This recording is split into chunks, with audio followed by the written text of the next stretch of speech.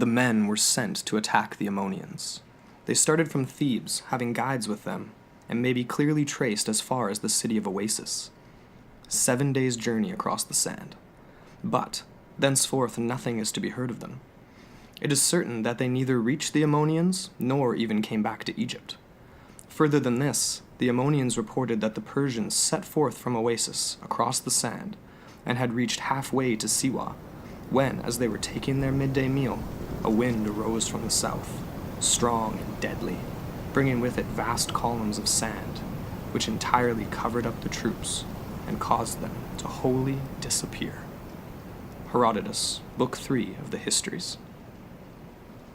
Join us tonight for Episode 1 of Portal, where we look into the disappearance of 50,000 troops of the Persian king Cambyses II.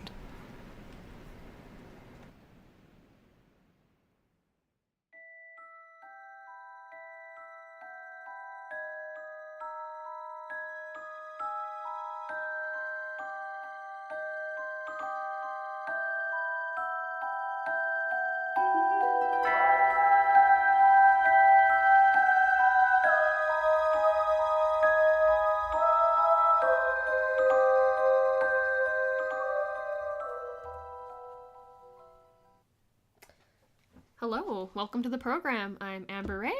And I'm Andrew McKay, and on tonight's episode, we're looking into the lost army of Cambyses II, the Persian king. Just a few brief comments on the show before we get going here. There's a lot of cool stuff to get into with this story. Definitely. Obviously, just the idea alone of 50,000 troops just vanishing into the sands. is a wild. sea of sand, as it's been named. Yeah, it's absolutely wild. Mm-hmm. But the subsequent expeditions and hoaxes that would follow this story for, thousands of years now since the event. Up to present day, it still continues. Totally, and there's a lot to get into, so... There's a lot of contradiction, a lot of ambiguity, and we're ready to tackle it. We're ready to tackle it for you guys. Exactly. There's a few things. There's definitely going to be some mispronunciations. We're going to have fun with that for sure. Probably going to be calling Cambyses for the most part. Might refer to him as Cambyses offhand. Who cares? Yeah. Sorry, not sorry. Some people do refer to him as Cambyses, and yeah, we've heard both in different documentaries and things like that. But let's get into it. So what are the main elements of this story? I mean, we've got the Persian king. It's described by a Greek. Herodotus is the main. He's the sole source of this narrative. The only person that actually told this story, perpetrated the myth. Right, and he was a Greek historian known as the father of history, and we're going to get into him in more detail as we go along here and sort of his account. So, let's break down a little bit of Cambyses, because before we get into the actual account of the lost army, I think it's important to do some background. Definitely. Give some context here. So, Cambyses, who was this guy? Who was this guy? He was the son of Cyrus the Great, the founder of the Achaemenid Empire. Right. Yes. So, this guy in particular, he was one of two sons of Cyrus. He essentially inherited the crown. How old was he? He was probably in his mid-20s to 30s, I think say. Something like that, yeah. Yeah, sort of a young character, described as a hothead, psychologically unsound, according to Herodotus. Right. Very interesting anecdotes from that guy that we'll definitely get into. The madman Cambyses, as he refers to him. Exactly. But whether or not that's... Yeah, we'll get into the validity of those claims from Herodotus too, because there are conflicting accounts from Egyptian sources and otherwise that definitely paint a different picture. Right, but I mean, his character obviously is really important when it comes to this story and the likelihood of the event actually happening, or whether or not they took the route that they did and things like that, and we're going to break all that down. Exactly. So, yeah, he's the son of Cyrus the Great. So the Achaemenid Empire, that formed... When was that formed? Do we have that? I don't think we have an exact date. I believe it was 5... He definitely... We'll get back to that. We'll come back to that. Oh, yeah. We got sources for that. But, sure. Ultimately, I mean, Cyrus was... he was a lot more... He basically was the founder of this Achaemenid Empire. He was the joiner of the Medians with the Persians, right. Kind of a half-breed himself between the two. From what I read, actually, Persians were almost looked down upon during the Median royal family reign, which was immediately prior to Cyrus. Yeah, definitely some interesting stories about him and his sort of rise to power. He was kind of a baby in the basket type story from the Bible, right? Where he was of royal birth, sent away because he was seen as a threat from the king that was ruling at the time. Right. Grew up in a very modest upbringing, essentially lived that way until his royal parentage was recognized and he was reunited. He became a warrior of sorts, ended up... he actually revolted against the king that sent him away as a baby. Really? And then ended up, it was a Median, I can't remember the name of the guy, but anyways, he definitely was an interesting character, that's for sure, and basically founded this empire and expanded it. What did he do? He conquered Babylon. He conquered the kingdom of Babylon. Mm-hmm. He essentially set up Cambyses to push further west, right? And just add on to the existing empire. That's right. And so right that was here the reason, right? So the Achaemenid Empire founded in 550 BC. Beautiful. There you go. So about 25 years before the myth takes place that we will be discussing. Right. Yeah. So anyway, Cambyses. After Cyrus, his son Cambyses, named Cambyses II because I believe it was his grandfather was the first Cambyses. Exactly. Yeah. And he takes over for his dad, and he starts to push. I mean, he's got some ambitions. He's not a... As a boy, when he was about 10 years old, he declared that he was going to go to war with Egypt. As a boy. As a boy. So it's almost like, he was definitely fulfilling his own prophecy. Right. There are some anecdotes that refer to other reasons why he invaded Egypt, for sure. I mean, they were expanding empire, though. Ultimately, he wanted to gain territory. Maybe he was just looking for a reason. Right. He definitely put the king of Egypt, I think it was King Amasis, in a tight spot. That's for sure. So I guess we can dive into that, or what do you think? Yeah, absolutely. So Cambyses, he moves into Egypt, and he's starting to make advances in there, and he's successful. Initially, he is successful. He invades. He takes Memphis. This was after King Amasis' death. So essentially, his son Psamatus, whatever. Psamatus. I don't know. There's a P in there, and then there's an S, so whatever. Close enough. Yes. So essentially, this guy King Psamatus, he is he's basically humiliated by Cambyses. After Cambyses takes Memphis, crowns himself Egyptian pharaoh king, whatever they call themselves in that particular era. But he essentially humiliates this king, and then after seeing how stoic and strong this guy actually was, after basically sending his son to his death, humiliating his daughter and his entire royal court that he once reigned over, Cambyses then turns around, invites this guy into his court to live, and then once he finds out a little while later... Yeah, exactly, right? Yeah, and then he finds out that this Psamatus character is planning a bit of a revolt and just ends up I see. nixing him. And he gets offed. Mm-hmm. All right. So I mean, he's definitely not afraid to get people out of the way that he needs to. That's for sure. And we'll get to more of that as we go along. This story gets pretty dark. So where the myth actually takes up was after this initial success and the push into the west and the south. So the south would have been towards Ethiopia, and you have that awesome anecdote, Andrew, about the That's right. Herodotus and the Ethiopian king and the fish eaters. Yeah, it's pretty fascinating. So it sort of began before he sends the 50,000 troops towards the Siwa oasis to eliminate the Oracle of Zeus. He wants to make advances to Ethiopia, and so basically what he does is he has this very backhanded, underhanded sort of gesture to the Egyptian, or to the Ethiopian king, and basically what he does is much wiser. Clearly. So basically what he does is he sends what Herodotus describes as the fish eaters to Ethiopia, and the reason was these fish eaters, they could speak the Ethiopian dialect. And looking into that a little bit, basically fish eaters as described by Herodotus are any coastal peoples, and in this case they could speak the same dialect, so they were perfect to send to Ethiopia. So he sends these guys down there, and he sends with them these dyed cloth linens. Yeah, there was a red dyed cloth. Some there gifts. Was the wine. There was one other thing. Right, the Persian wine, which he said he liked. That exactly. That was the one thing that the king complimented on, but backhandedly. Backhandedly, yeah. So so basically this Ethiopian king, I've misplaced his name here, but we'll get back to that. But this Ethiopian king, he calls the bluff. I mean, he knows that what's going on with the Persian advance immediately, and he knows that this is a very so the tale goes. Yeah, I mean, this is just sort of a little precursor to what's to come, and he can read between the lines. So he sends them back, and he calls them out and sends them back, and so, of course they report back to Cambyses, and Cambyses is choked. He's not happy at all. And there's that little bit about the bow that's given to the messengers. That's right. So why don't you go over that a little bit? Yeah. So I uncovered that a little bit.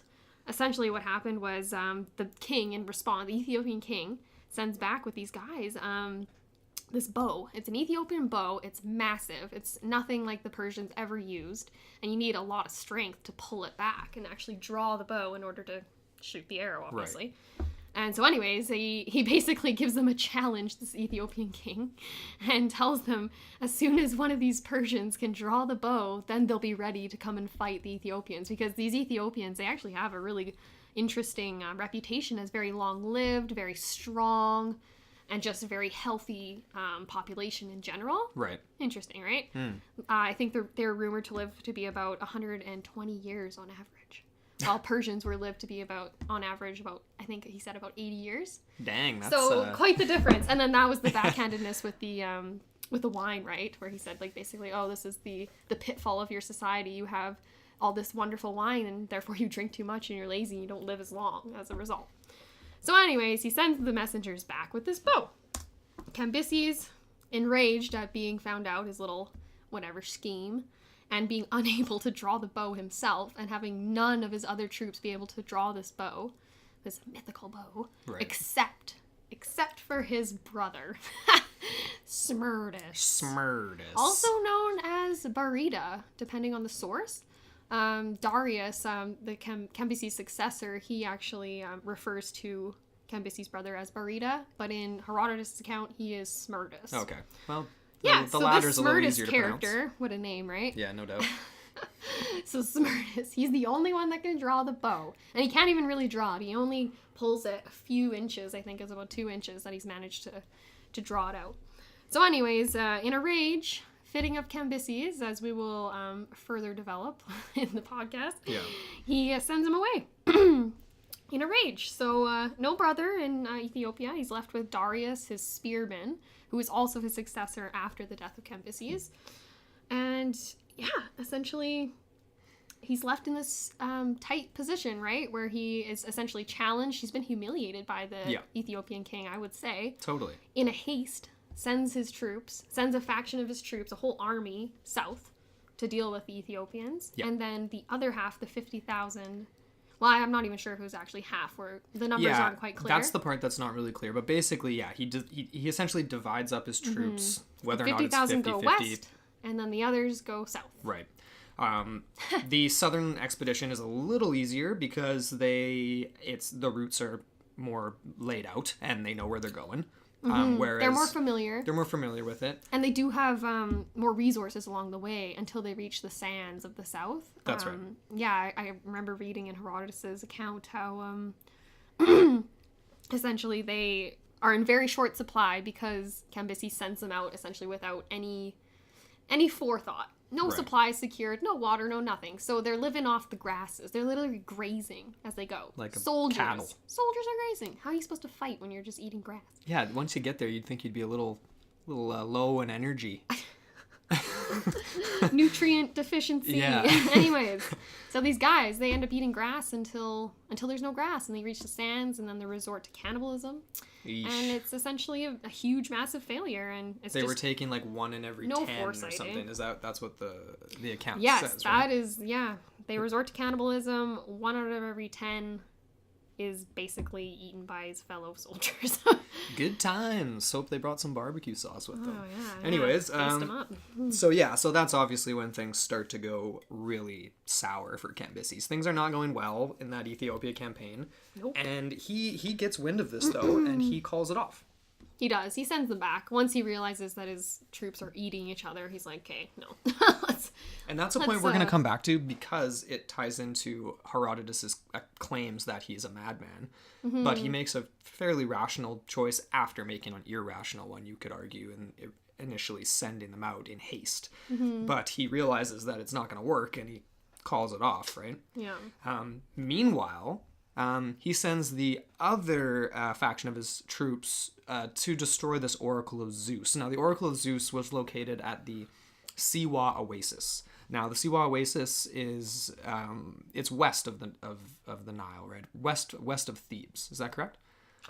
It is. It's northwest. It's northwest of Thebes. It's out into the desert. It is not along the Nile. And normally, an important point is that normally if you're traveling to the Siwa Oasis, you don't take the desert route. You take the coastal route. Yeah. And there's only one road. Literally up until the 1980s. This is like last century. There was no road. It was a caravan track. And then in the 1980s, they ended up developing a road. So there's one road that goes into Siwa. Wow. It's the only way in or out. Crazy. Very, yeah. That's wild. Very remote. So anyway, so they're taking an unconventional route. According to Herodotus. According to Herodotus, yes. So their next stop was Karga, the Karga Oasis, which is about, I think he says is about a 7-day journey, 7-day march. Yeah, 7-day march across the sand. And, you know, the other part of the story was that they were also sent in haste, like without adequate provisions, but that they were going to have an agreement. They did have a pact with the Arabian king. Right. Where apparently Arabians take their pacts incredibly seriously, and so he had basically made an agreement with this king that they were going to have water pots essentially along the way stationed. Right. So food supplies ready. So they didn't have to have these caravans, right? Which was the more practical way of traveling, not with 50,000 people because you need all the supplies to go with it. A lot of people. It's a lot of people. I mean, even if it is 5,000 or 15,000, you know what I mean? Like, that's a lot of supplies. 15,000 people, you've got all the animals traveling with them, you've got to feed and water the animals. So if you do have that secured, then that's a huge thing out of your way, That's right? a lot, definitely. So with that in mind, he sends them west. And all right, so now that we're sending them west, and this is where Herodotus's account, you know, he gets a little vague. It gets a little vague, but they made it as far as this first oasis. It was totally probable that they could make it there. Still quite a trek, 7 days journey across the sand, and even if they were set up by the Arabian king and were picking up water and supplies along the way, that's still a long way to go, but they reportedly made it that far. Now, obviously, the story continues from there, basically saying that they never reached the ammoniums that they were sent to attack at the Siwa Oasis. The Oracle of Zeus, the Oracle of Ammon. We've seen both of those, right? Yeah. Not sure if they're two different people. We should probably break down a little bit of what that means too. I mean, when you're reading about ancient oracles, it always sounds like it's like just very mystical, very right. But in fact, they were real human beings. Exactly. That just were labeled. They were essentially tools of priests. Right. Basically, they were the human crystal ball of the high level priests. And they were a propaganda tool. Totally. Absolutely. They were. They'd be coerced into saying or not saying whatever the powers that be wanted them to. And that's essentially what that means. And so another reason, did we already cover this, where they were sent there to destroy the oracle because of the prophecy, according to Herodotus? According to Herodotus, there was this prophecy from the Oracle of Zeus that Cambyses would meet an early demise. It was a little bit vague. And it had a particular location, too. It had a city. That's right. And originally, Cambyses took this to mean that he would die in his capital, because apparently the name of the town that was named by the oracle was the same name as a Persian city, which was a capital. That's right. But there's multiple. Anyways, yeah. And we'll get into that. in a little bit. Exactly. So anyway, they're at this second oasis. They've presumably topped up their water. They've had a chance to rest. I mean, you're traveling across the Sahara for 7 days. It's not exactly a stroll down Hollywood Boulevard. So they leave this first oasis. Now this continue their trek. Now this is the part where Herodotus's account, he doesn't specify whether there were Ammonian scouts possibly that had left Siwa and witnessed the Persian troops that had sort of started to move towards them or whatever it may be, but that must have been the case. There had to have been some local Bedouin travelers that witnessed this, or Ammonian scouts or something, because basically as the story goes, they leave the second oasis, they're on their way to Siwa, they're about halfway, And then during their midday meal, they're taking a break, crazy wind picks up, and they're buried in the sand. Lots of modern accounts speculate whether that's even possible or not. And we're going to get into that as well, because it's totally fascinating. The likelihood of a giant desert sandstorm actually engulfing, 100 people, let alone 50,000 people, whether it's possible. But we're going to get into that because it's really interesting. There's definitely a lot of theories about that. So we should probably get into the background on Herodotus a little bit here. Yeah, definitely. Okay. So, he's a character, this guy. Because, obviously he's the basis of this entire story. If he hadn't included those, it's like less than a paragraph, hey? Like, yeah. And that's the other thing, right? Like, his credibility often comes into question because, as you've said, right, he is a man of history. He's also, father of history, father of lies, right, that type of thing. That's sort of how he's known often as. Debated. Totally. So let's, I'll break down Herodotus and then we'll get into that. Cool. So basically, it's important to mention right off the bat, he was not the first Greek in Egypt, writing about Egypt. So there was Hectaeus of Miletus. That is as good as I can do, people. Feel free to send us Facebook messages or emails on. Yeah, thank you. You can correct our pronunciation anytime you want. Send us in whatever you want. Anyways, so yeah, Hectaeus of Miletus, he was the first one there. He was there in 500 BC, so some 70-ish years before Herodotus. But he often focused on different things, right? Yeah, he had more of a...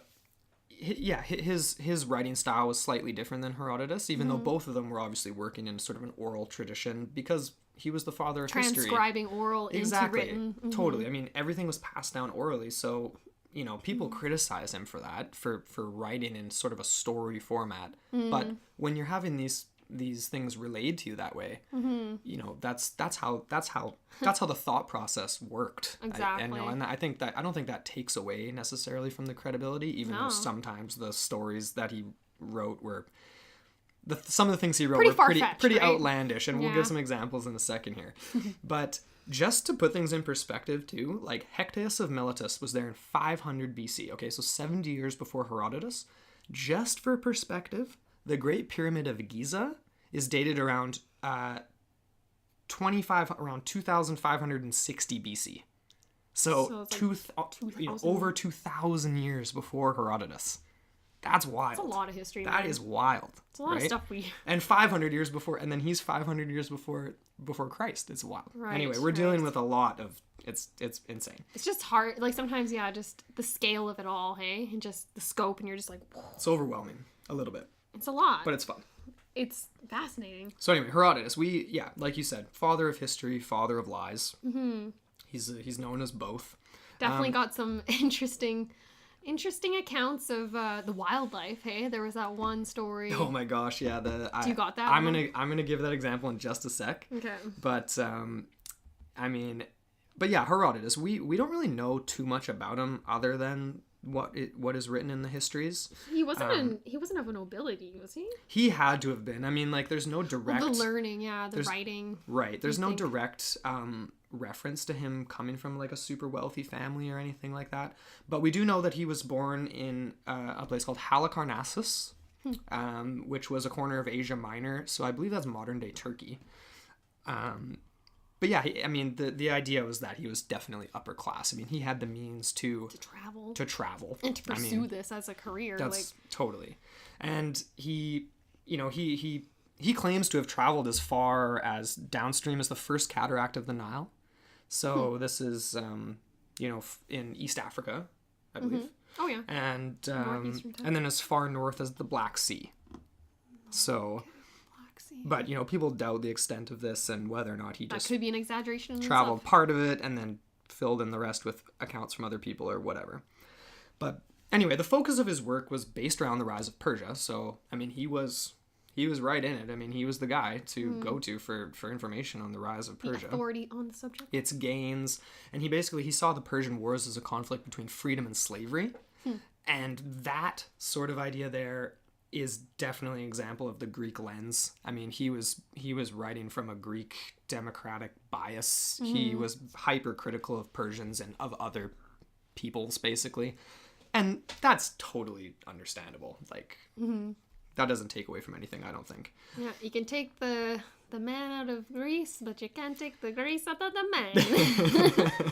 The Greece. The Greece. Yeah. But there's a great quote here from the histories on what he really wanted to accomplish. So it's basically like, how does it go here?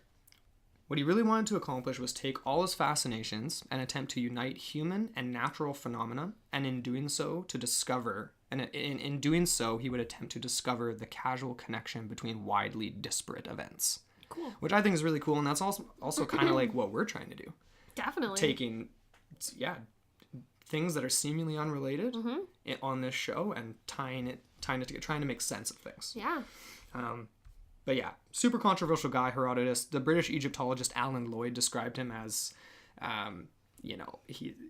he's the father of lies, basically, is how he describes him. But at the same time, he also says, quote, Herodotus is our only consecutive account of Egyptian history between 664 and 525 BC. So, and for all its faults, it provides a bedrock on which all modern work of the period is based. Exactly. That's pretty profound. That is. So, I mean, that's an Egyptologist. It obviously is not just storytelling. And there's some truth. There's some truth hiding in here. So, yeah, controversial dude, though. He, in this, with ancient historians and modern historians. So it's not just the modern guys looking back on the histories and saying, this is written with a bias, this is not true, or whatever it may be. Because there were people back in the day. Thucydides was another historian who came after Herodotus. I always think of him when we talk about Herodotus. I feel like they have very similar leanings as far as their realist perspective, in a sense. They don't really refer back to the gods as much. No, very much a real, it's very humanist. Humanist realism. Mm-hmm. Totally. And the difference between that sort of I found interesting reading about Herodotus in comparison to Thucydides was that Thucydides wasn't really critiqued as much. His account was seen more as, and I guess it's because maybe it was more of a military history specifically, so there was less outlandish storytelling, but basically he wasn't criticized compared to Herodotus, who was. So one of my favorite things that he was called, this word logopios. Such a cool word, and it's Logopios. Greek. It means fablemonger. So, I mean, there's much worse things to be called than logopios. Man, he's just trying to work with the material that's given to him. We are fablemongers in a way. Of course. So yeah. But anyway, so yeah, he was a controversial guy, and then even later on after his death, a lot of his records that were ended up in Persian archives. People would go back. So there was this king later on named Artaxerxes II, who was a Persian king, and his record keeper would just go in and change Herodotus' accounts to change them to favor. And is that the permanent record now? Is that all we have? Or? No, that's not all we have, because the histories was its own separate thing. Okay. But a lot of the other accounts, they would go in and doctor them because they were not very And there's favorable. also that one, that idea that Darius influenced, Cambyses' successor Darius, the Persian king. There's definitely some people out there that theorize that basically Herodotus was just spoon-fed the story about this army getting swallowed up in order to sort of cover up for Cambyses' failings. Yeah. So there's that angle too. Yeah. So you never know. But anyways, I got this example here. Yes, can we please talk about the hippo? So it's pretty hilarious. So just to give a frame of reference for some of the outlandish things that Herodotus was getting into, he spends a lot of time in the histories, especially in book 3 when he's in Egypt, on the animals of Egypt and animal husbandry and, the process of burying animals and what they look like and where they're located and all this stuff. So one of the funniest ones is his account of the hippopotamus. So I'm going to read a quote here. My favorite animal. Read a quote here from book 2 of the histories. So, the hippopotamus is sacred in the district of Paprimus, but not elsewhere. This animal has 4 legs. All right. So far, so good. Hippos have 4 legs. All right. Mm-hmm. This animal has 4 legs, cloven hooves like an ox, a snub nose, a horse's mane and tail, conspicuous tusks, a voice like a horse's neigh, and it's about the size of a very large ox. I thought there was something to do with stripes in there So, too, or no? There's other translations of the histories that kind of have some other additional What's with the hooves? weird... That's a weird description of a hippopotamus. That makes you wonder I wonder if you ever saw an elephant. Do you think you ever saw an elephant? I don't know. But I mean... I feel like hippos and elephants have really similar feet. They're both massive, obviously, and that's sort of the biggest discrepancy here because, just as a frame of reference, hippos, a male hippo that would have lived in the Nile at that time, the lower Nile, can weigh up to 9,000 pounds. The heaviest ox ever reported modern times is 3,000 pounds. That's a 6,000 pound difference. Yeah. So whether or not this guy actually saw a hippopotamus is definitely up for debate. Mm-hmm. But people will take things like that from the histories and say, yeah, I don't know if this guy was actually there. Mm-hmm. And when you read something like that, that's fair. But then there's a bunch of other things that he did get right. Yeah. The location of temples, the birth process in region to region, the, different religious rite ceremonies and things like that, because he was learning from low-level priests. And so... Right. So they didn't know it all themselves. Right, exactly. They're just passing along best they can. But that's just an example of some of the craziness, and he references some other things too.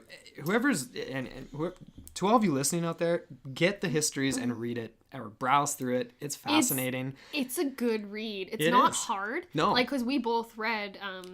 Thucydides. Yes, we read Thucydides in school, and it was difficult. It was painful. We were reading the side notes mostly. We weren't even reading the actual text just so we actually knew. But this is incredible. The edition we have is... What is it? It's by Penguin Classics? Yeah, Penguin Classics. Yeah, and it is fascinating. It's just this awesome narrative. It just goes on and on. So much history. I mean, he's referencing things like giant ants that dig gold. He makes references to men with the heads of dogs and things like that. And those are definitely examples of working within an oral tradition and kind of adding a little pizzazz to some of his prose, I guess, or whatever you want to call it. So with all this questioning of his credibility, in relation to the actual myth that we're discussing on the program today, right. I feel like he didn't really exaggerate it that much. I feel like it's almost like this weird afterthought of a passage that's kind of just thrown in there. Mm-hmm. It's sandwiched right in between the tale of the Ethiopian king and the Ebus Bowl incident, which is another one that we definitely want to talk about in relation to Cambyses' psychological instability. Right. Not to maybe we should just go into that. Yeah, okay. Let's get into the mad Cambyses aspect first, and then go back to the story, because I think that definitely ties into it. Definitely, just to paint a better picture of who this guy was. Definitely, and the way that he went about things as king. Some of it is highly questionable. I mean, Herodotus makes numerous references to him not being of sound mind. Exactly, and I think you have a few of them there. He says, if he hadn't lost his mind already, then this is another example just to further prove that point. Yeah. But anyways, he does have a few interesting examples. One that I pulled out was the fact that Cambyses, this is not something that is conventional for either Egyptians or Persians at that time, or even after that or before, I don't think. But essentially, Cambyses one day decided that he was in love with his sister. So, anyways, he went to his advisors, his own priests, whatever, just to ask them, is there any law that prevents me from marrying my sister?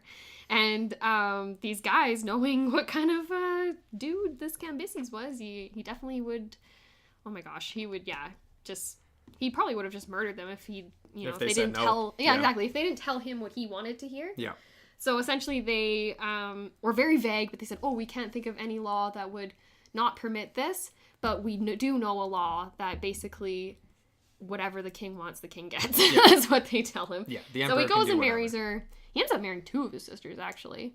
Kills them both out of just spite, mostly. Just casual. Just whatever. He took them with him to the Egyptian campaigns and all that. Right. So they were with him at the time, and he also took his brother. Says he was the eldest of two brothers. So his little brother's name was Smerdis. We've already covered that. Also known as Barida.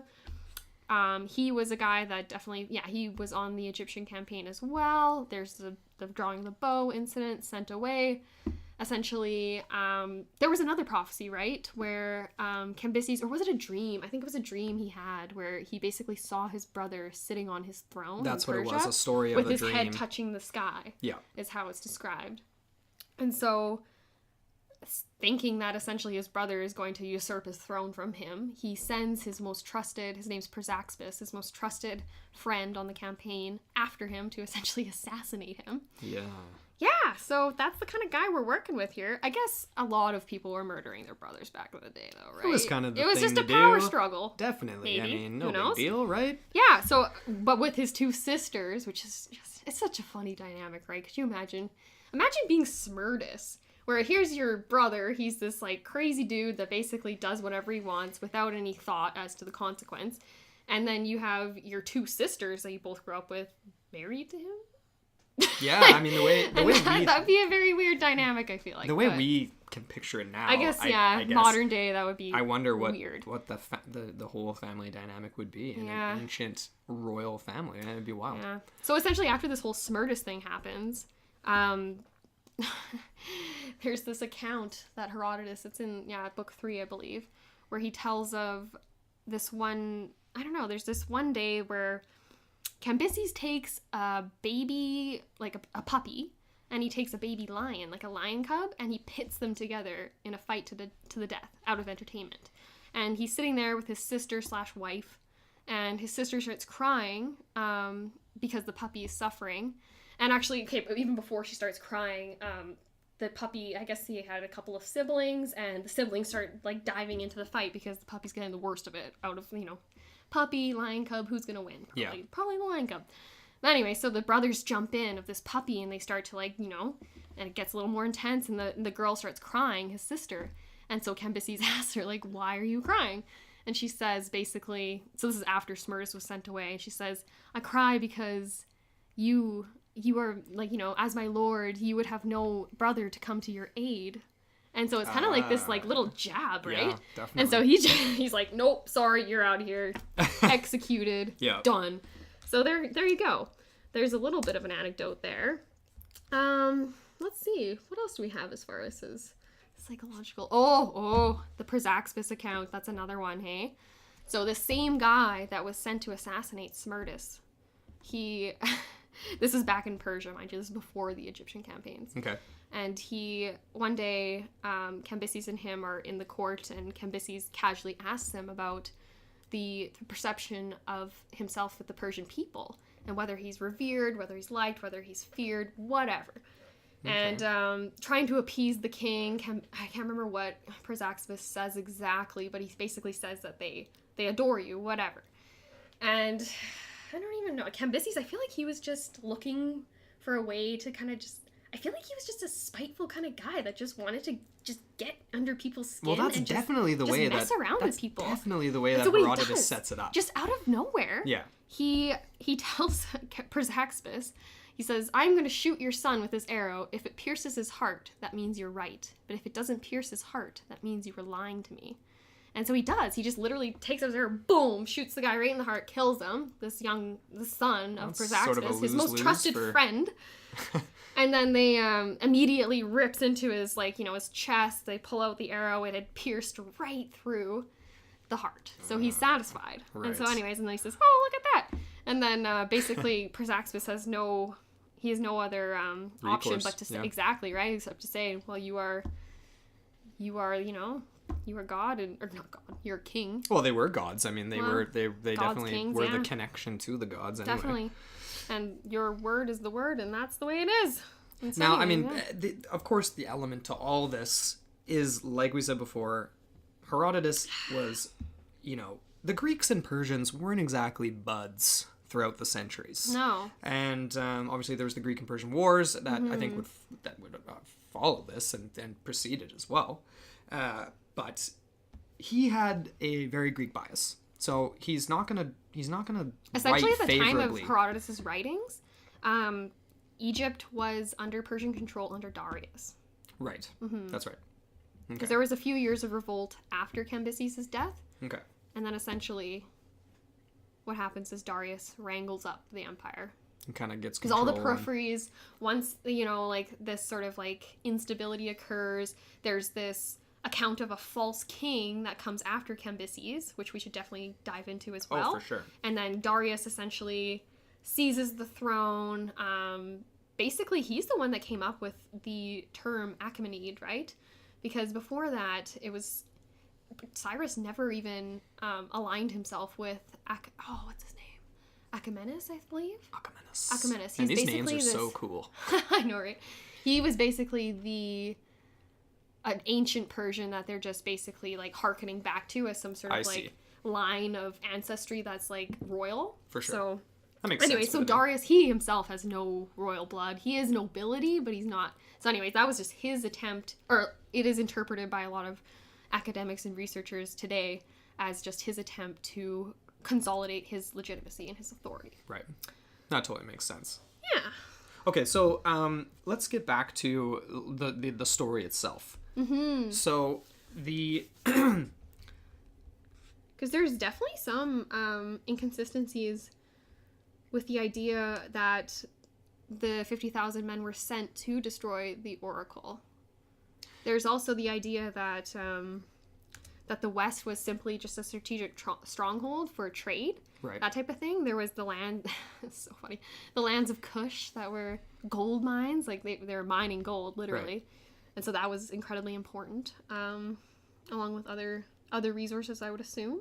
Yeah, I mean, he had a reason to go there besides just to destroy an oracle. Exactly. For sure.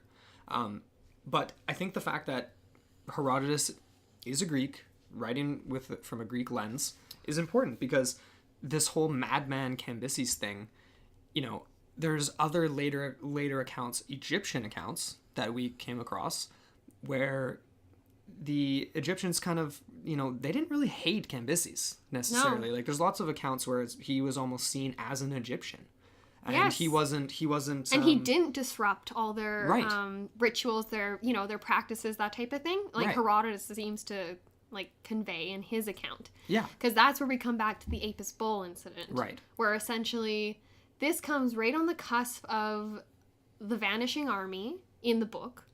And essentially what happens is there's this bull that's born, and it's just this special calf, and it is what the Egyptians take to be a manifestation of the god Apis.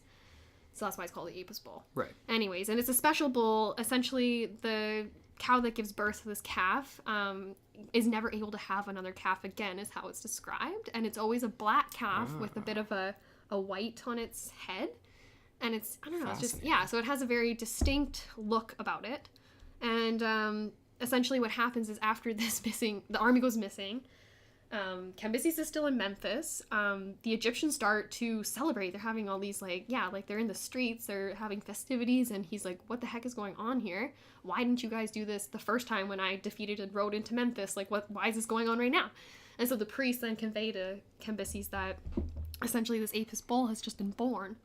And Cambyses laughs at this in Herodotus' account. He says, "Oh, your gods are made of blood and flesh. They can feel the pierce of my steel sword or whatever." And then that's when he ends up stabbing this Ebus bull. And he slips. He means to stab him right through the heart, like right in the middle. But he ends up only like nicking his calf or something, or his thigh. Bad aim. Which is it is a fatal injury. The calf ends up dying like 7 days later, 10 days later. I don't know, something like that.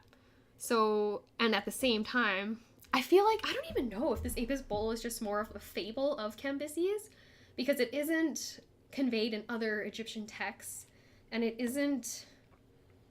just seems like a clean ending for him in relation to Cambyses' death, because he ends up dying in Herodotus' account by his own sword, right? He ends up, he's jumping on his horse trying to get back to Persia to deal with this supposed coup or whatever. And he jumps on the horse, and the shaft of his, his protective thing for his sword breaks, and it pierces his thigh. He ends up getting gangrene, dying 2 weeks later, that type of thing. Makes that deathbed confession that he killed Smerdis. Or no, he didn't kill Smerdis, but he sent Chrysaxis to assassinate him. It's kind of his confession. And then that's where we kind of get into that bit of a murky area with the whole brother and... Yeah, the Darius coming in, but it's exactly. And there's obviously different accounts of whether or not he killed himself or if he died of gangrene. Obviously, in Herodotus' account, that's what it is. In the Byzantine inscription, that's the official record that Darius inscribes as king of Persia. He's very, very vague, and all he says is that Cambyses died his own death, is how it's translated a lot of the time. And it's been misinterpreted for sure as a suicide, when in reality it's probably more likely it was an accident. I feel like Cambyses, from what we read, I feel like he's not really a suicidal type. Probably I feel like he's more like a megalomaniacal type of whatever. Like, you know, possibly. like he's...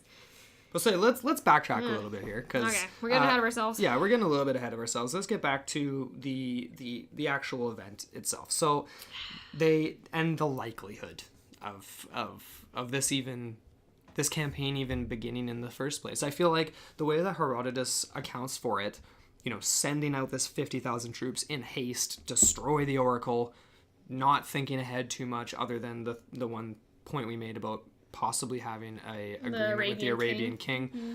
But, you know, he describes Herodotus as this irrational guy, this madman. Mm-hmm.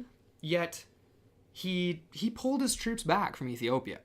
You know, he pulled them back. He made that, he said... Yeah, he didn't say just keep going until you get there, then you'll get fed. Yeah, exactly. He had... That just shows he has a little bit of rationality. Exactly. He was of sound enough mind that I wouldn't say he has a heart, but I would say, yeah, he's maybe more so just as far as preserving his own image as king. Right? Sure, yeah, regardless of what it is. I mean, he had the wherewithal enough to at least be like, eating each other is probably not the best thing for me. Mm-hmm. Let's pull back and regroup. Yeah. He never makes another excursion, though. To suggest that he would make that decision on the one hand, but then on the other hand say, screw it. Let's send 50,000 troops into the desert and hope for the best, and they never come back. It just seems like that would be a strange decision to make after having a rational choice of pulling your troops back from Ethiopia. Mm-hmm. But that being said, he did have ambitions in the West, and, you know, maybe it's just the number 50,000 is misreported or whatever, and we've come across accounts where, you know, modern-day historians basically say, cut a zero or two or more, or whatever it may be, to make it a more reasonable number.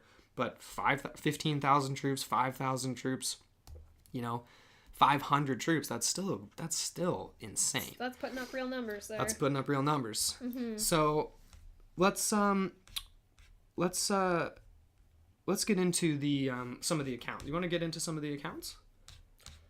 Yeah, are we diving into the theories, or? I mean, let's get into the theories, because they definitely tie into some of the critiques of Herodotus as we go here. So the way that I kind of structured this when I was going through the contemporary accounts, basically there's two lines of thought regarding the fate of the army, as far as, like, you know, there's the first line of thought, which was basically, yes, this army was swallowed up by a sea of sand.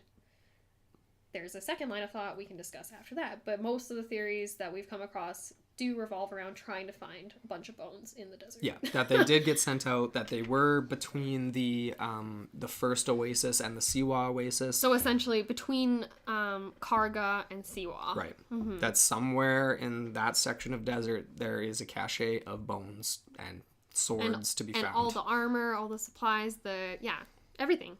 Right. And so that's what people have been... It would be one of the most important archaeological discoveries of multiple centuries, essentially, is how it's been described. Absolutely. It would be wild if that was legitimately found, and you know, the Egyptian Department of Antiquities or whatever would actually be like, you know, do an evaluation. The Supreme Council of Antiquities. The Supreme Council, who are let's just say they're difficult to deal with. They're very opaque. They don't release a lot of information. No. I was looking on their website, and it kind of reminds me of just the Egyptian government in general, right? Well, it's an arm of the Egyptian government. Well, so. That's exactly, Anyways, we could talk about that a different day, but anyways. All right, so let's get into... Okay, so the first line of thought. Go for it. So, first modern day account that we were able to find in relation to the search comes from the 1800s. Yeah. This guy, Belzoni. I believe he was I think he was. He wasn't outright looking for the army.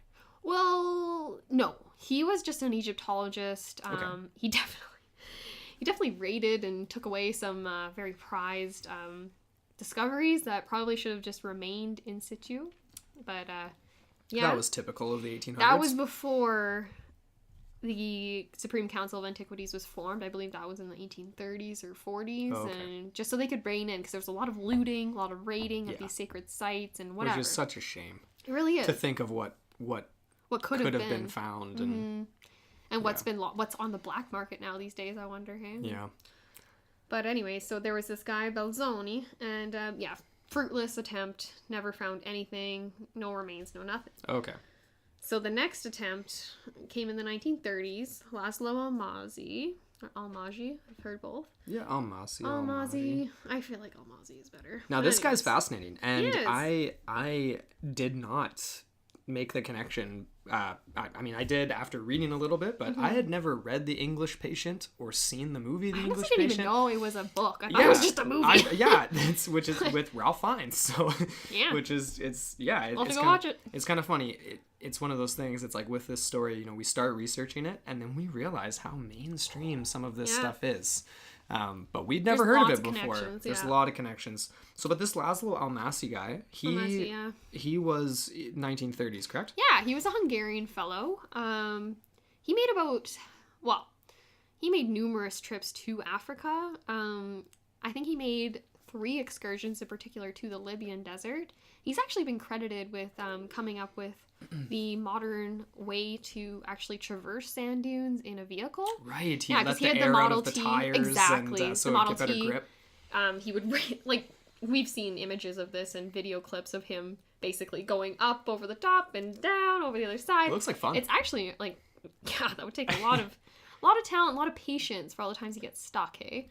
True, anyways, and he pioneered the method where essentially you go straight up and then straight down the dune, and then you have to speed up at the very bottom in order to stop yourself from getting stuck in that little right at the bottom the of the base. hill. Yeah, exactly. Mm-hmm. So anyways, a very interesting fellow. And he wasn't looking for the lost army either, though. He was looking for the lost city of Zerzura, though, correct? Well, that's kind of a little bit. Yeah, he was looking for both. Okay. Mm-hmm. And he had a. And Zerzura, just so everyone out there listening knows, is a ancient mythological city, the White City. The White City of Zerzura.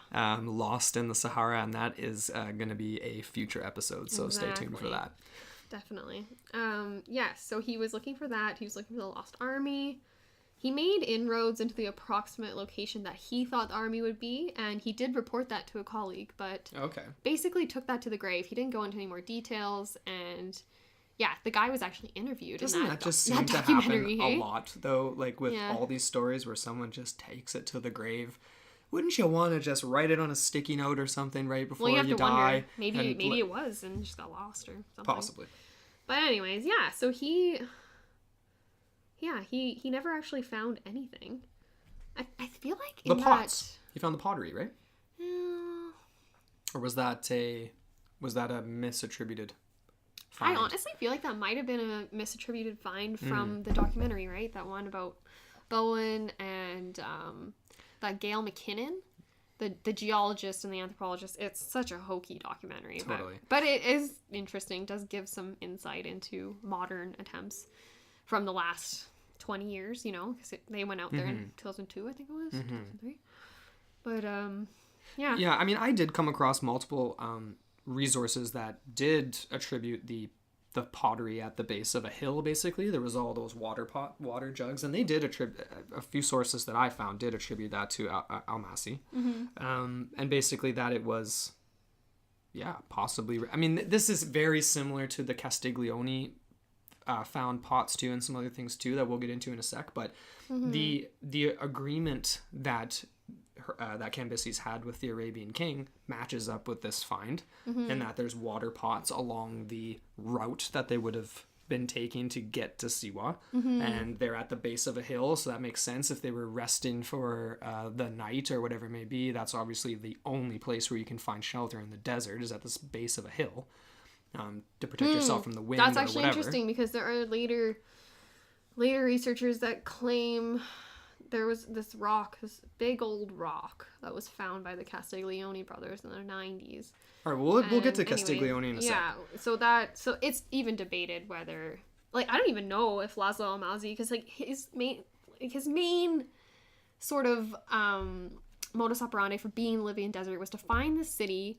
I feel like the army was sort of a side note, and I feel like it might have even his approximate location of the army. I feel like that might have actually been talking about the White City, because he found apparently this valley it was written in ancient accounts, and it was very accurate. Like, the way he found it was very similar to these accounts. Right. Anyway, so maybe that's what he was talking about. Maybe he never even. But anyways, could have been. I mean, we'll touch on that in a later episode sort of on point 00. Of ambiguity that just adds to the whole schmoz. But definitely. So after Almasi, though, in the 1930s, later in the 1930s, there's another guy by the name of Wingate, right? Yeah, Ord Wingate, British officer. He served in Ethiopia and Sudan, and yeah, he did lead an expedition in 1933 with no findings. Nothing. I mean, and this is what comes up over and over and over again.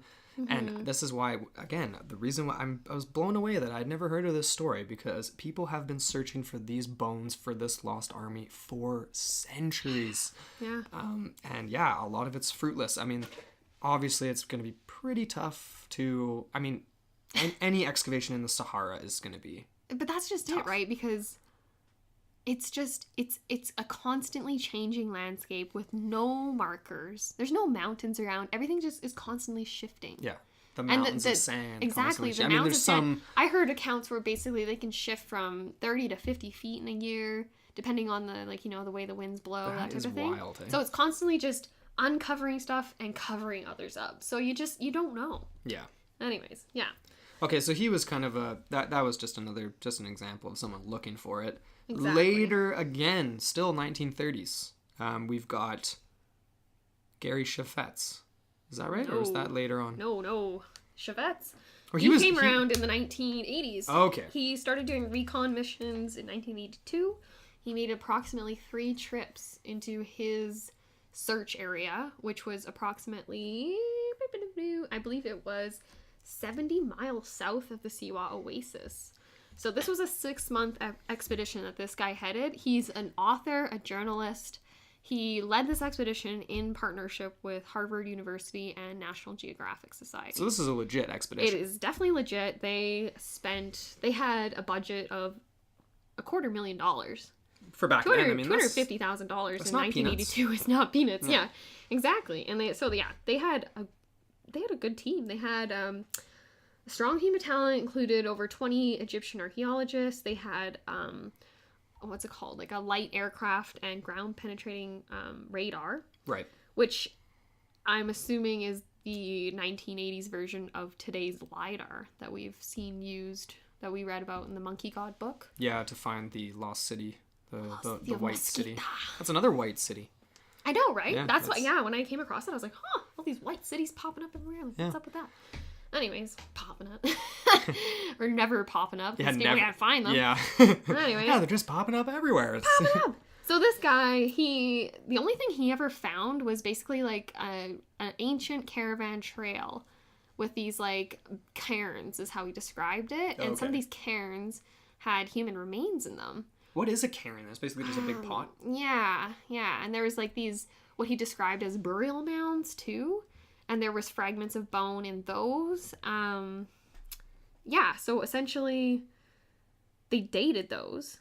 It's not the right time frame, sorry. It was 1500 approximately years ago. So it would need to be tack on another 1,000 years. So not the right time frame. Okay. Still interesting though.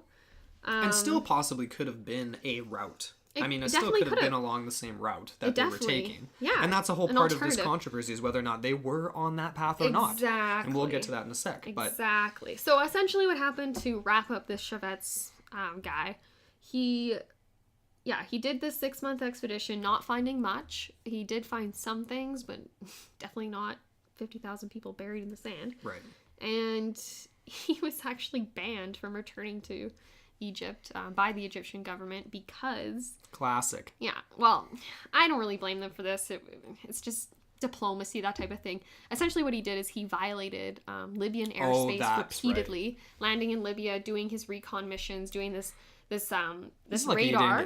It's ground penetrating radar, so he's in a plane. And anyways, how would you know? Like, you're like, there's nothing around. Like, there's no line in the sand saying this is Libya and that's Egypt. Like, you know. But anyways, we know nothing about air travel and airspace. And so he was he was in some serious doo-doo for a little bit. Like, he was interrogated for, I think, 24 hours by the Egyptian authorities. Eesh, that'd be scary. Essentially, he was let go in return for surrendering his aircraft. And it's sitting in an Egyptian museum to this day. Really? With a sign that says confiscated from an Israeli spy. Oh my gosh. Yeah, wow. Israeli, that was what. Anyways, yeah, so it's just... That's crazy. Weird, right? So this is back, that would have been like 40 years ago. Wild stuff. That's actually crazy. 40 years ago. 80s. No. Am I saying that right? No, that's like 30 years. A long time ago. It's still sitting We are there. not mathematicians. Okay. No. So that was 1980s, and so the Chevettes, he was never satisfied. He actually did write a book, though. Did he? Yes, We he didn't wrote a pick that book. one up. No, we never picked it up. I do have it somewhere in my research notes. Essentially, it's a novelization of his account, and definitely an interesting read. Yeah, I would want to read that. Haven't had a chance to yet, but definitely want to get around to it. So far, just to recap, so far the modern accounts of the search, or just people excavating in the Sahara that have found things that might be linked to it. That have taken Cambyses. They've taken Herodotus' account to heart. Right. Yeah. And so far, obviously the Chefet's artifacts didn't date properly, but the fact that there was a caravan route there, I think, lends to the legitimacy of Herodotus' account, potentially. That there were these routes there, and it wasn't just like this, head off into the desert, there's no path, just make your own path, head over to that massive sand hill and just keep heading northwest. They had maybe a little bit more to go off of, even though they weren't, they hadn't been in Egypt for a very long time, the Persians, and so they weren't exactly experts on the terrain. No. But they did have the ability, obviously, to consult with locals, or have guides, right? And that's not mentioned. So it's like I definitely think that they would have had the wherewithal to figure out their best route, and even if it was a very impromptu, and even just thinking about strategics, this will come up again in another theory, but there's the idea that why would they take this route through the oases when they were all controlled by Egyptians? They would have had to have fought their way through each one in order to get... Because there was two. There was two oases. There was the Dakhla oases and the Karga oases. I don't even know if they went to the Dakhla one, to be honest. I think they went straight from Thebes to Karga. Yeah. So they skipped over that, but they would have had to have fought there. Which is another theory I'm discussing with that Professor Olaf Kapper. Right. And that is related to the second line of thought. All right, well, let's get to the Castiglione brothers here, because these guys get to the real entertainment here. Yeah, this is the. This is pretty interesting stuff. Yeah. Okay, so starting, these guys, 1996 to 2009. Yep. Castigliones, two Italian brothers. So give a little background on these guys. I mean, their first film. They call themselves archaeologists. Right. Several of the newspaper reports that we saw on them basically refer to them as top archaeologists of their field, which is right. Just kind of gets your radar up there. Hey, you're just like, but basically, so they call themselves archaeologists, but they're filmmakers, or they were filmmakers, right? So their first movie was, I believe, in 1969, 68, 69. They're all in the Mondo theme. So essentially what that is an exploitative documentary type or style of film. Shock value. It's a shock value film. It usually...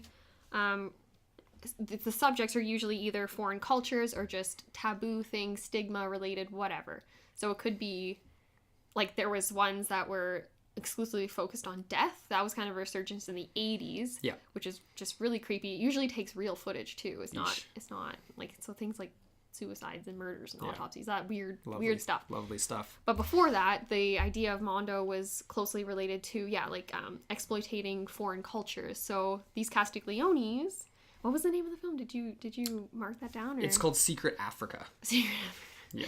So you get to see Actually, adult circumcision They in did that. multiple films that would translate to the same title, Secret okay. Africa, throughout So it's the like years. A series they did. They would just keep going back and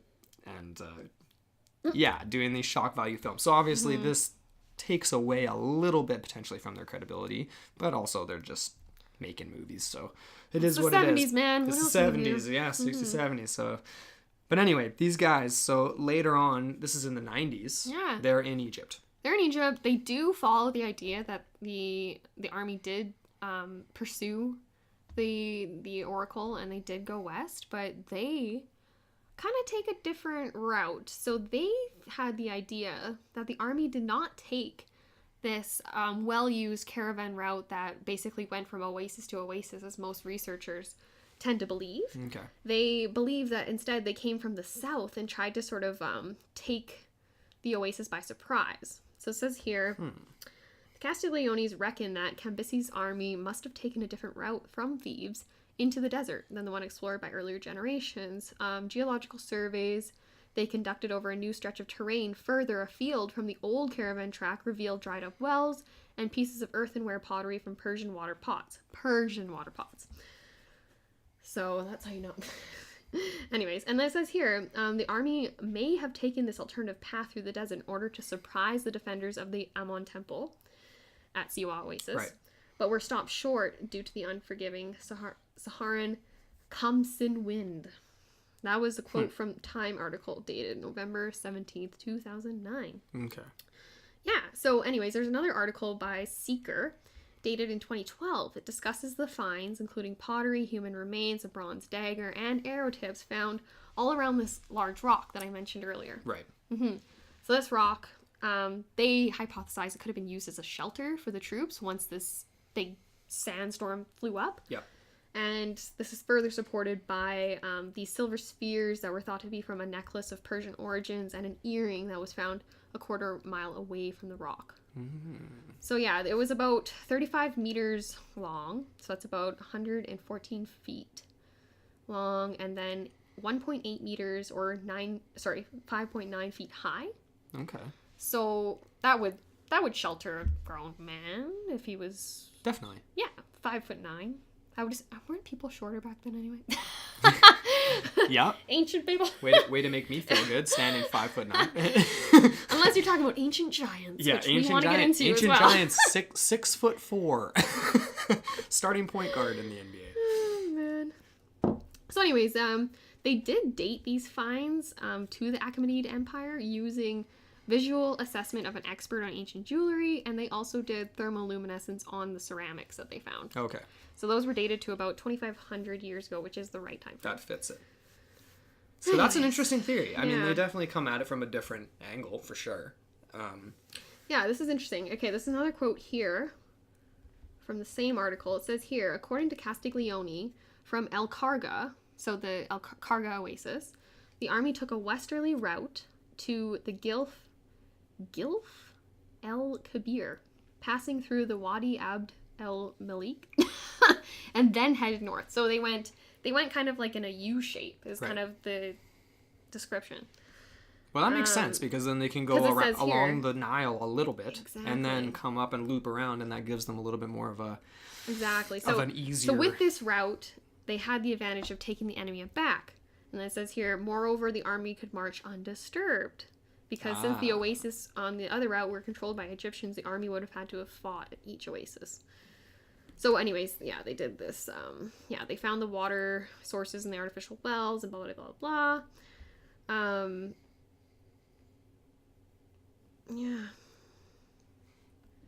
Anyways, so there was, I don't know. So that's what their thinking was. And they did find all these artifacts and things, which they say they surrendered to the Egyptian authorities with no word back. Curious. Very curious. Right? Very curious. There was a press release from, I think that was dated from 2009, from the Supreme Council of Antiquities, basically discrediting all of their work and saying that they didn't have any permits and none of their finds can be taken as legitimate or real. So, which is unfortunate. It is very unfortunate for them. Whether or not that's actually a real thing or not. Because it's kind of funny, because it's like, if someone who didn't have a permit stumbled upon a temple or a tomb, no one's going to say, that's not legit.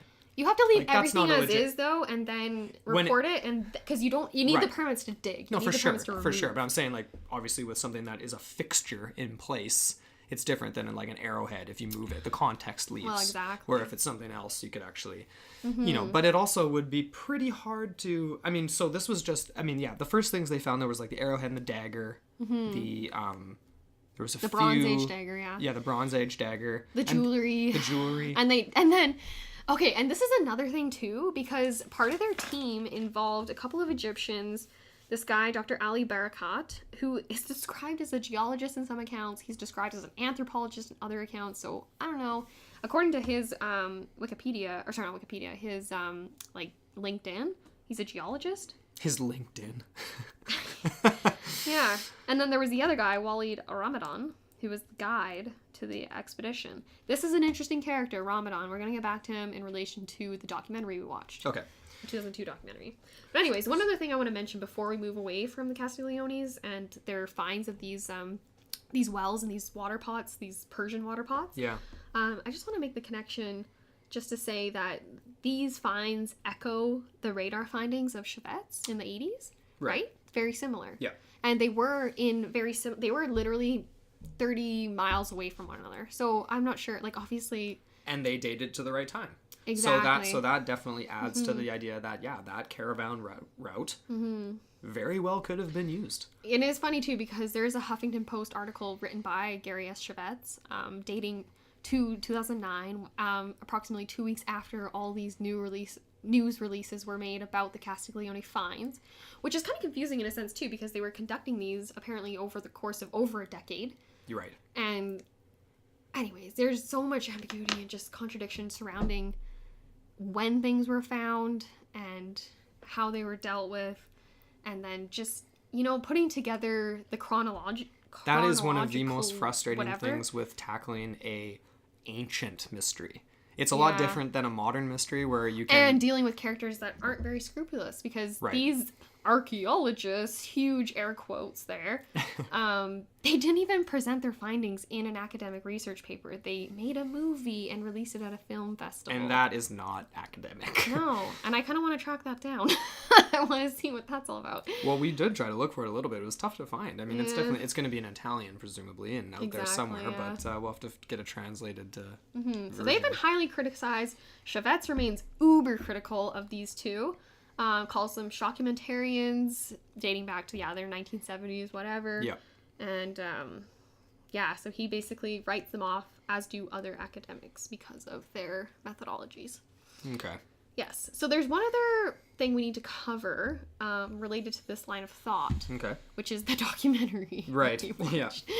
So this documentary was a 2002 documentary. It was titled The Lost Army of Cambyses. I will be including in the show notes a link to that. We're going to be including all of our references in the show notes, so you guys can go and check out all of the things that we've looked through. All the books that we've got from our library and online sources, that type of thing. Maps we want to include too, just so you have a better reference point as to the oases we're talking about and all this stuff. Totally. Yeah. Sorry, excuse that burp.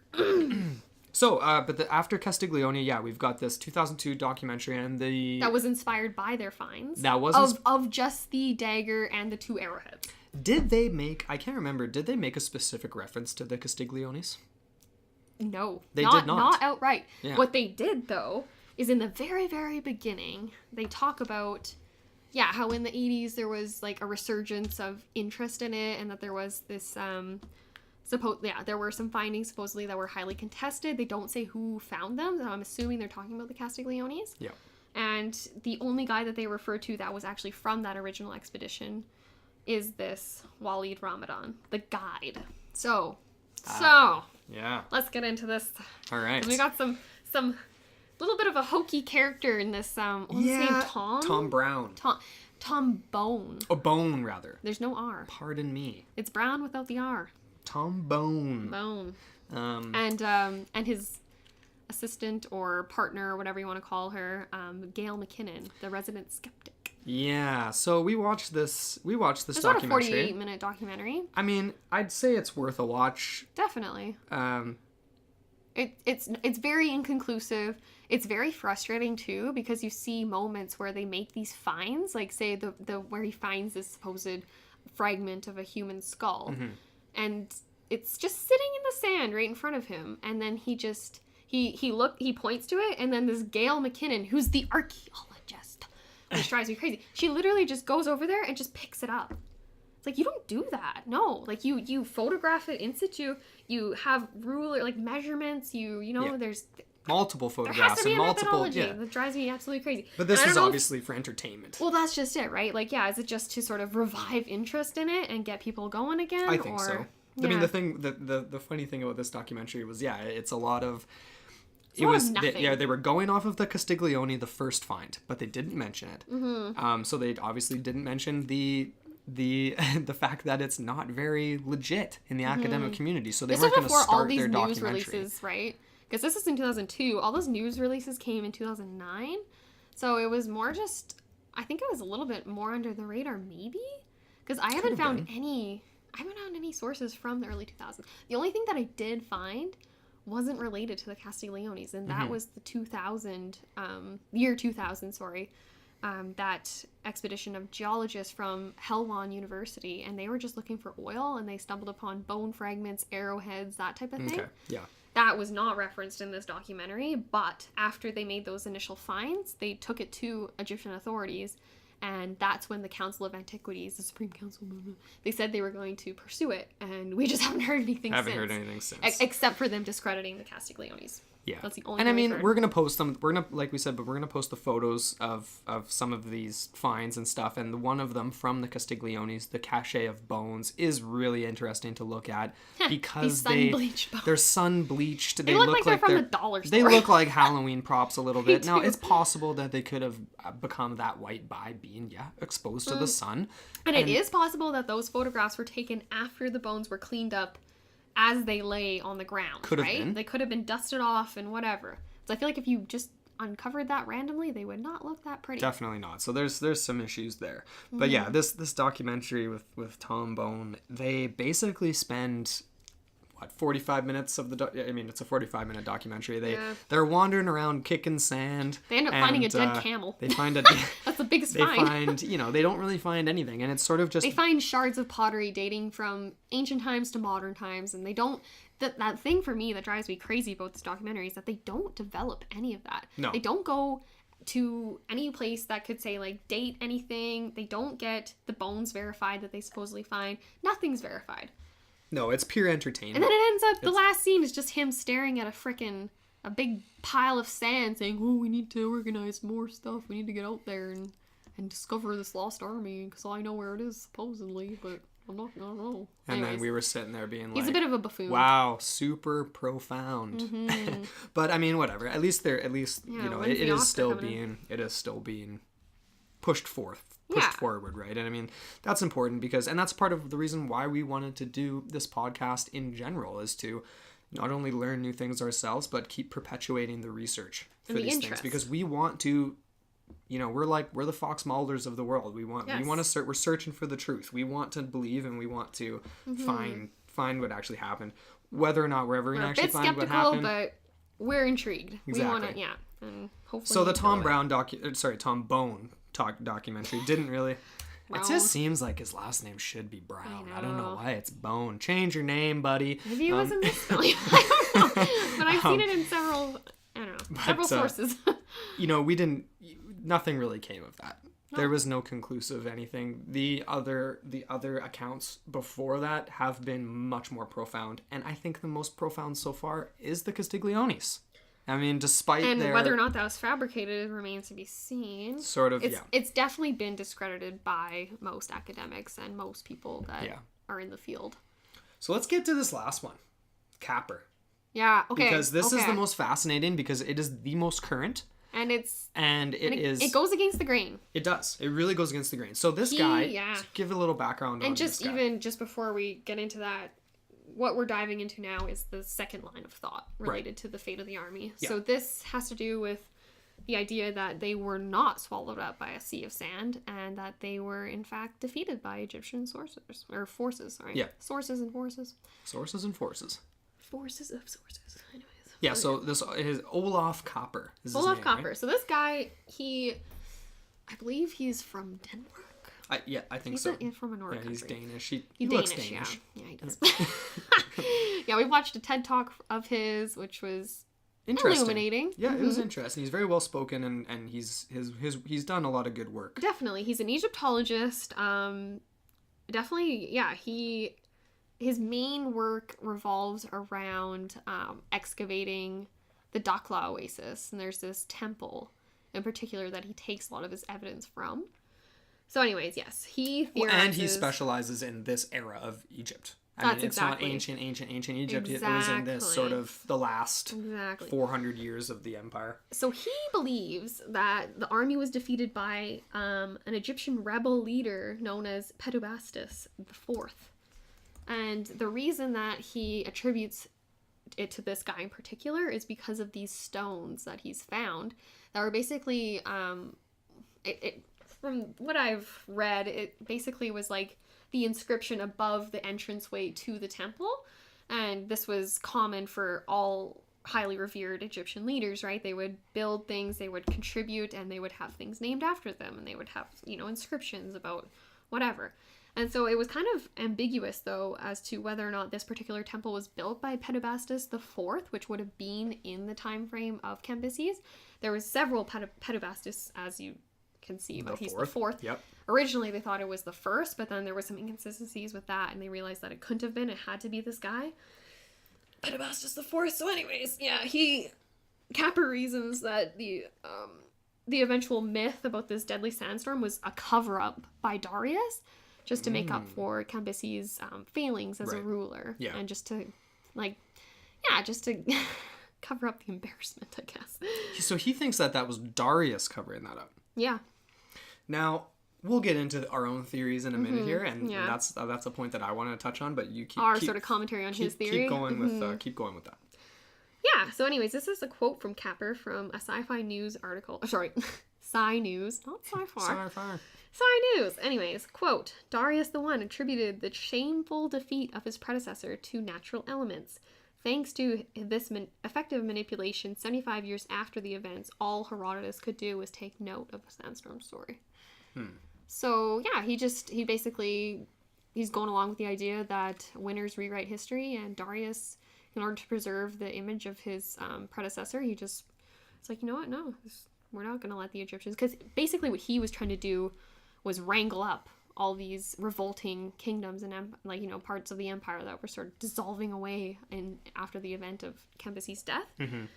So in a sense, there might be something to that. But anyways, yeah. So he goes on to, there's another quote here. Yeah. Anyways, I'm not going to read the whole quote because it's actually really long. But essentially, he believes that the final destination was Dakhla, which was where Hippopotamus' army was located.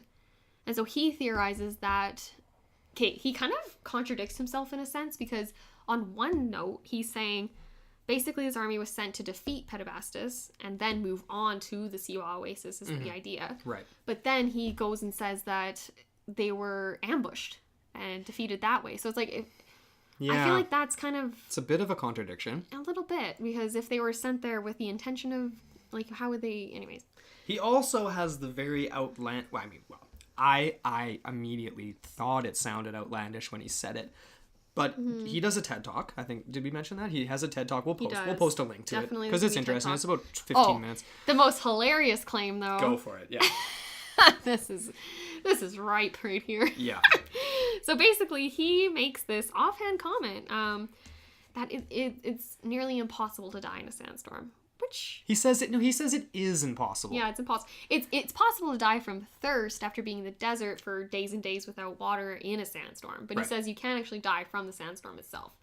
Where we kind of looked into that a little bit further, and firsthand accounts from people that have been in a sandstorm, essentially you are being suffocated by particles of sand. If you do not have a bandana over your face, you will suffocate. Yeah. If you and if you lay down, if you stay still, you're just gonna cover up in sand. Yeah. Yeah, you're buried. Yeah, you're dead.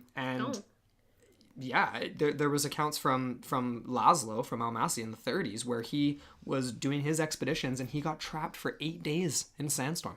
He almost died because he ran out of provisions. He was, holed up on the side of a hill or whatever it was, and at least he almost died. Right? And yeah, that imagine if you were in an army marching and all you have for protection is those around you. Yeah. So maybe they were huddling together and maybe, like for protection and then who knows?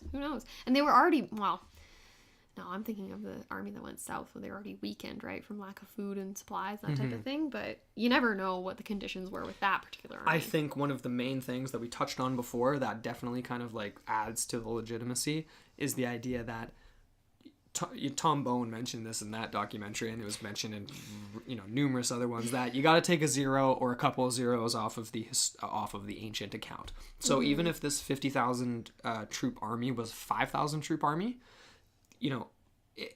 that's stranger things have happened, crazier things have happened than I think a sandstorm becoming large enough to maybe not completely bury them instantly, but to what if they got scattered? What if they were separated?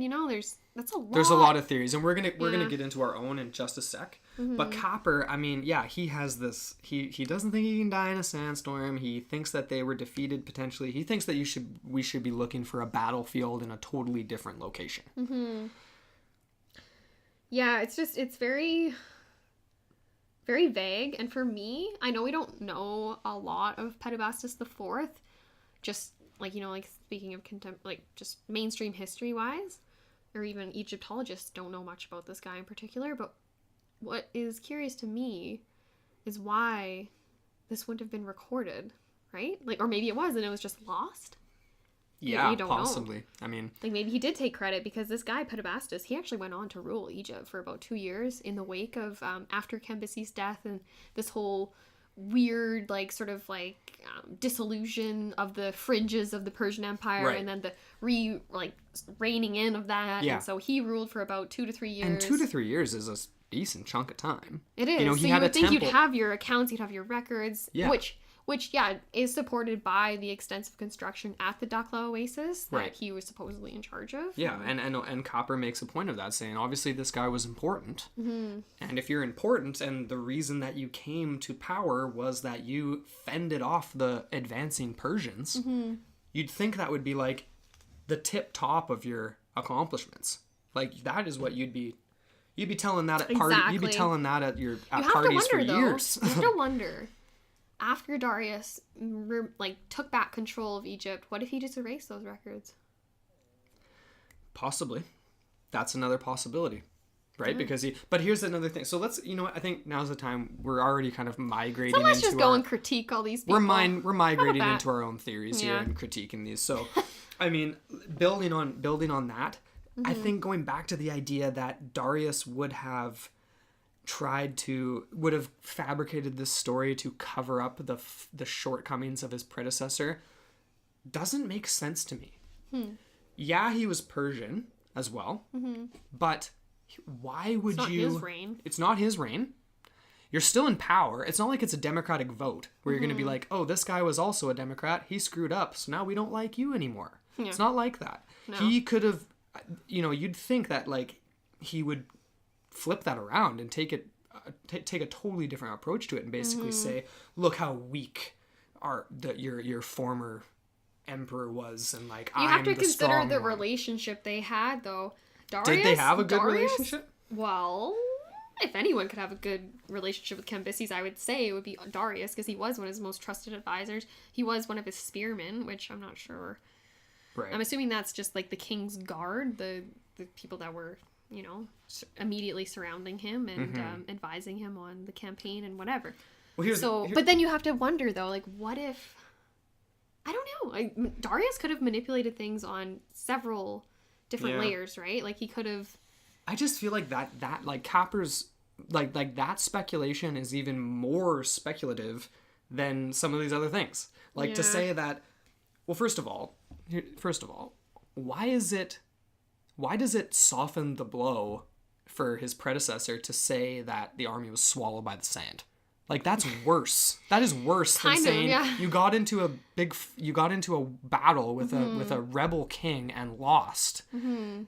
That's way more legit. That's way Yeah. more legit than just being, I sent 50,000 troops and I shouldn't have, and then they got swallowed in the sand. They didn't even fight anybody, and now they're gone, and that was my bad. Should have taken the coastal route. Yeah, that doesn't sound like a more softened blow to me. Mm-hmm. So that rationale doesn't really jive for me. Like, I don't really get that. And I also don't, like you said, obviously, Darius could have erased the accounts. But again, why would Hippopotamus not have touted this? Why would he not have touted this? And along the same line of thinking, going back to the original story, Herodotus' account, why would the Ammonians not have taken credit? Yeah. If they had a scout that had gone ahead, or they had knowledge that the army was swallowed by the sand, why would they not have just said that they defeated the army in some epic 300 stance? Because that's where the account comes from. It comes from an Ammonian source. That's where Herodotus got it from. So it seems very strange to me. Why wouldn't you just take credit for it? Exactly. I mean, you're Egyptian. You're fending off and advancing. Unless they wanted to lessen the antagonistic elements with the Persians, and be like, oh, you guys, there's a lot of crazy shit over here, and you probably shouldn't send people this way because of natural elements, not because we're powerful and we're going to defeat you, and we're challenging you by saying we already defeated one of your 50,000 strong armies. Yeah. Send another one, send 100,000. Like, might have just flared things up unnecessarily. Right. But you have to wonder whether they would have been thinking about that at all. Yeah.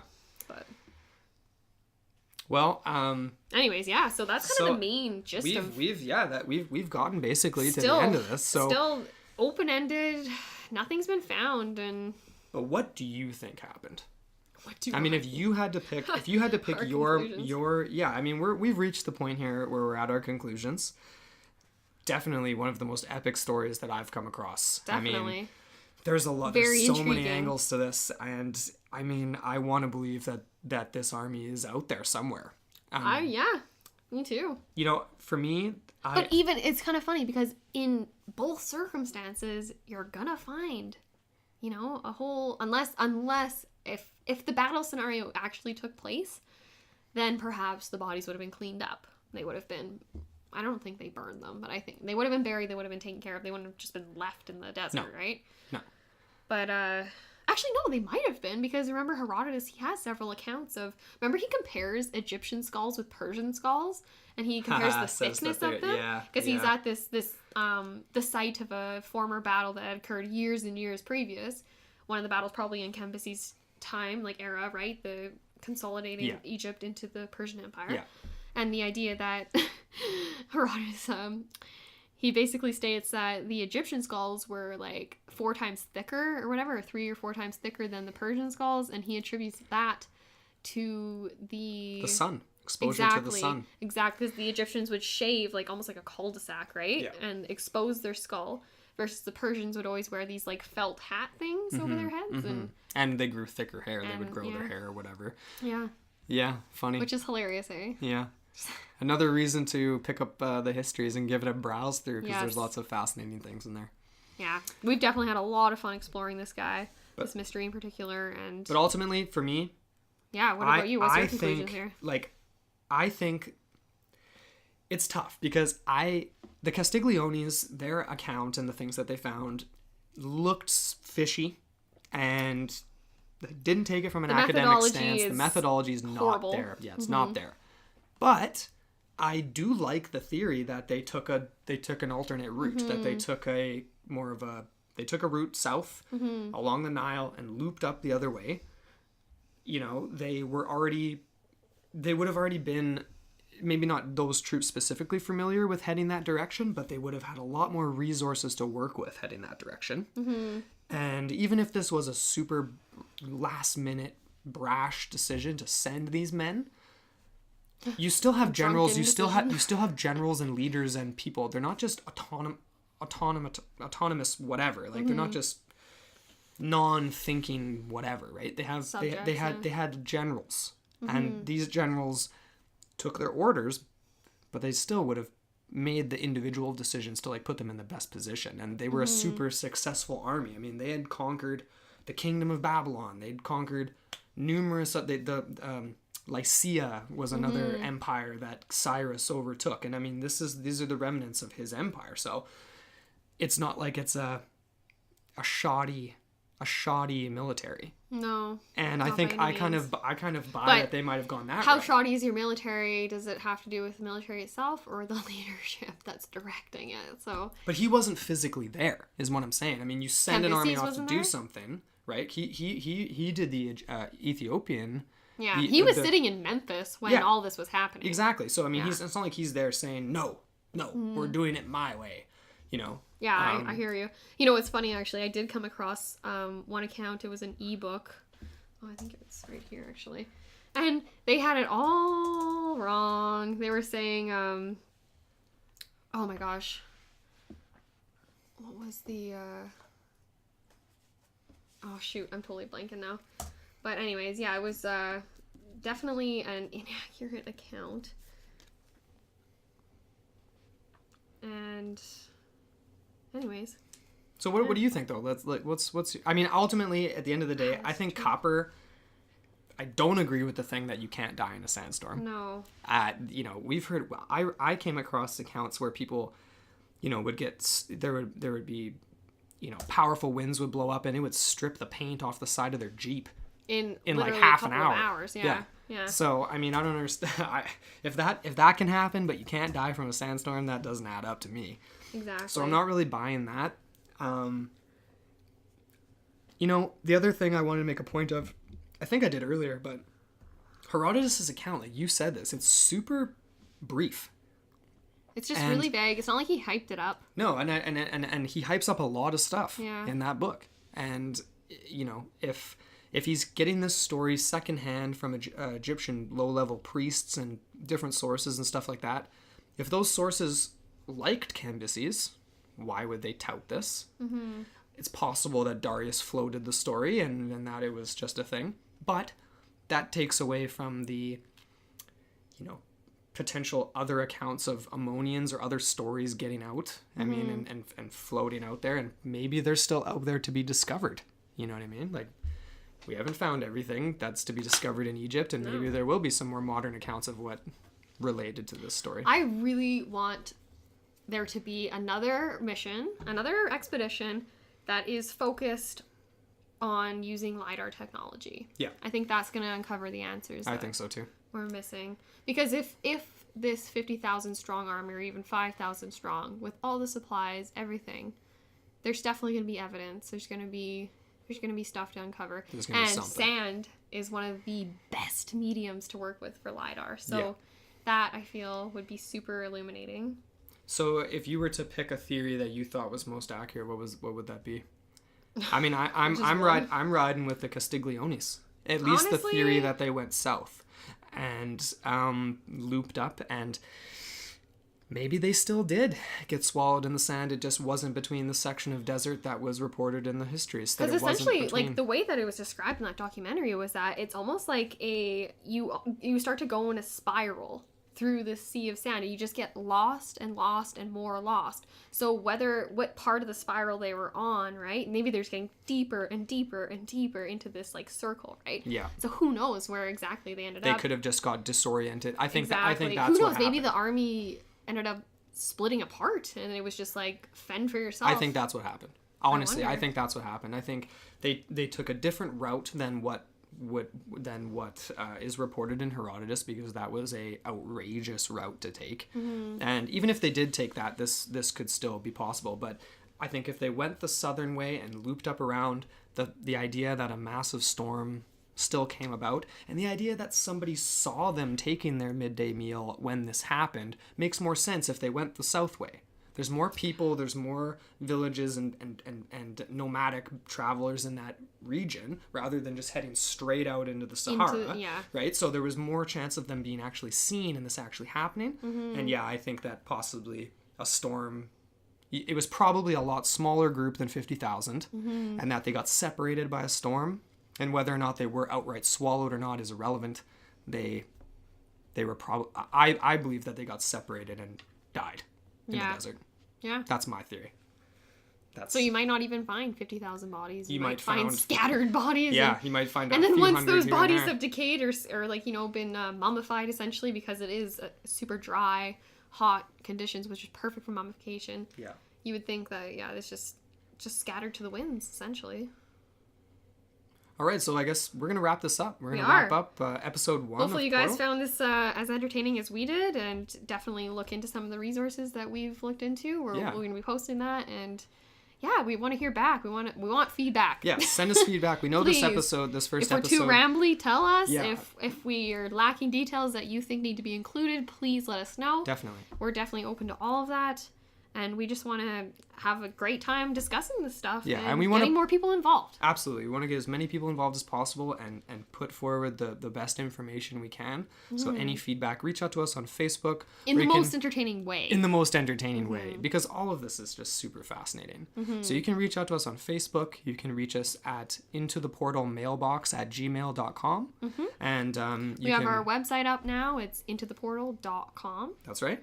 Mm-hmm. As well, we do have, you already mentioned the Facebook, we do have a Instagram account that's going to be up and running in the next couple weeks, I would assume. So lots of ways to reach out with us. Let us know what you think of this first episode. Please. And stay tuned for episode 2. That'll be released in the next few weeks. Mm-hmm. And that is going to be on the cryptid that lurks in Lake Okanagan, the Ogopogo. Mm-hmm. So thanks so much for listening to episode 1 on the Lost Army of Cambyses. We'll see you next time. On Into the Portal.